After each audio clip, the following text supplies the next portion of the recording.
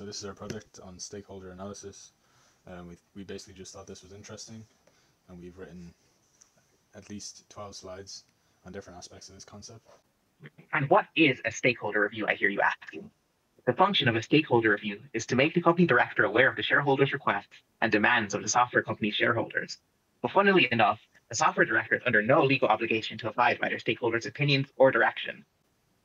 As a further continuation, it allows the director to evaluate resources that aren't detected on an accountant's balance sheet, such as industry connections, technical aid, and even company culture advice. Stakeholder reviews also serve as opportunities for clear and open dialogue between the director and the founder. I can't stress enough how important it is to listen to your stakeholders. When you scratch their back, they'll make sure to scratch yours, usually with money in most cases. Things you can do in order to better understand your stakeholders include continuous checkups to ensure their happiness, providing a variety of surveys or questionnaires, creating stakeholder maps, or creating abstract, simpler archetypes based off of your various stakeholders, also known as persona development.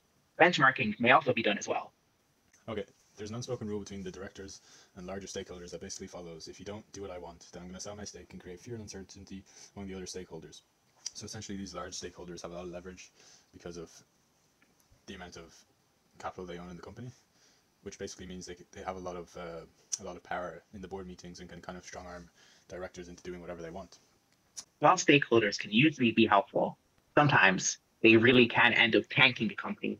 An example of this just occurred last month. The company's Unity. A few members of Unity's board, they sold their stock in anticipation of Unity announcing a business decision that was so utterly terrible that it would completely tank the brand's reputation. Hopefully you have come to learn at least something new about what this topic has to offer. And perhaps with this newfound knowledge, can you serve to be the very best stakeholder that you can be.